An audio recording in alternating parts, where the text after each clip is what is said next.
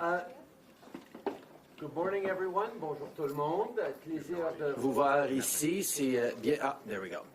Bonjour tout le monde.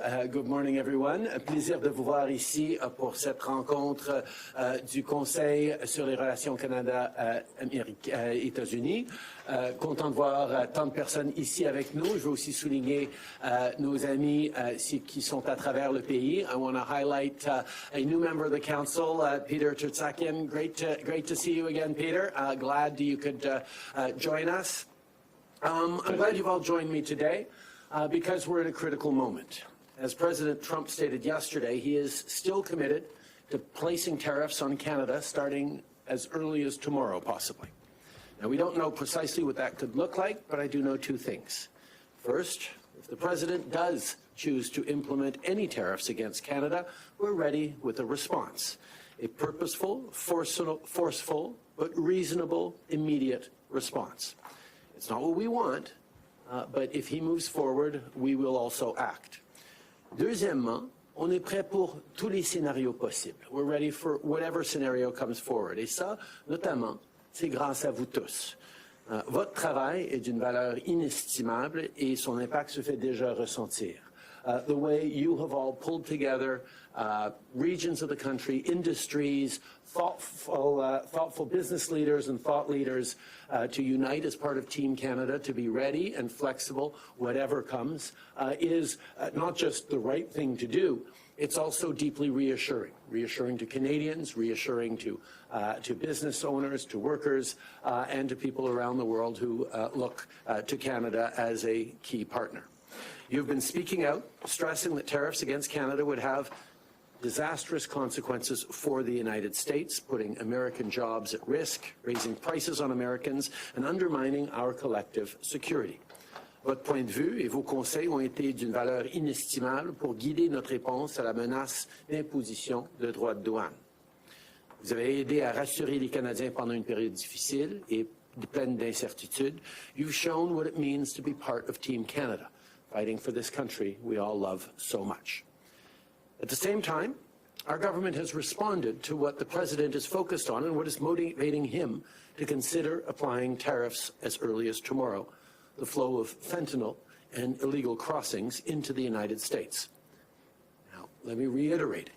Our border is safe and secure, and less than 1% of fentanyl and illegal crossings into the United States come from Canada. We're committed to keeping it that way by addressing current challenges and strengthening our capacity.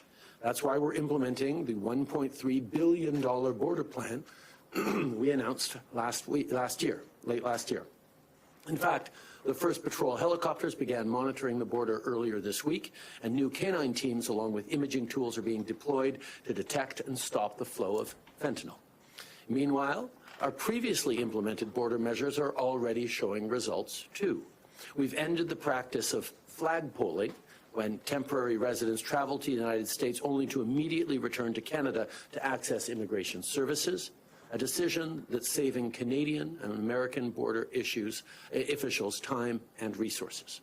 And we're bringing in heightened security for visa applications, which has resulted in an 89% drop in illegal crossings by foreign citizens to the United States in the second half of last year. This is real progress. As the President's Commerce Secretary nominee acknowledged the other day, it demonstrates that we are committed to the Canada-U.S. relationship, committed to upholding the safety and security of our shared border. And while we will continue to explain that Canada is the trading partner the United States needs for its long-term prosperity and global security, Canada has steel and aluminum, critical minerals, clean and affordable energy, stable democratic institutions, shared values, and the best workers in the world. Right now, we're showing the new American administration that they have a strong partner in Canada when it comes to upholding border security, all while simultaneously underscoring that we won't back down, that if tariffs are implemented against Canada, we will respond. We won't relent until tariffs are removed, and of course, everything is on the table. Part of what this council has been doing is pulling together perspectives from across industries, from across different parts of the country to make sure that anything we do will be fair right across the country, that all Canadians will share in the job of standing up for our interests and, quite frankly, standing up to defend the most successful trading relationship in the world. One of the things that this Council has been very strong on is saying that this is the opportunity for Canada to move forward internally on free trade within Canada.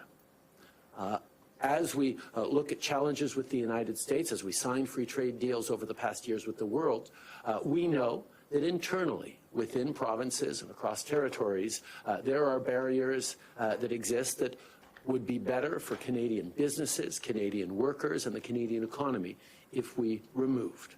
So we have stepped up our actions on internal trade. As we speak right now, Minister Anita Anand is hosting a meeting of provincial trade ministers elsewhere in this building to move forward on ambitious proposals on internal trade. We know there are things we can do to increase Canada's competitiveness and effectiveness in a more complex world, and moving forward on internal trade with new energy is something that this Council has been directly encouraging us and responsible for us doing. Of course, I won't sugarcoat it. Our nation could be facing difficult times in the coming days and weeks.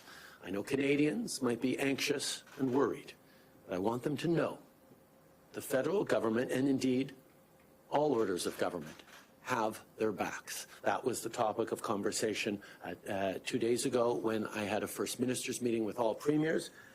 Nos entreprises, nos syndicats, notre société civile et la grande majorité des premiers ministres des provinces et de dizaines de millions de Canadiens d'un océan à l'autre parlent d'une seule voix. Le Canada est prêt à toute éventualité et c'est en grande partie grâce à vous qui avez dédié tant de votre temps et votre énergie pour protéger le Canada et le préparer. Now is the time to stand united, to stand together, to work together, as Canadians often do, to defend our country. That's exactly what we're going to do. Let's get back to work. Merci beaucoup, mes amis. Thank you all. Thank you very much.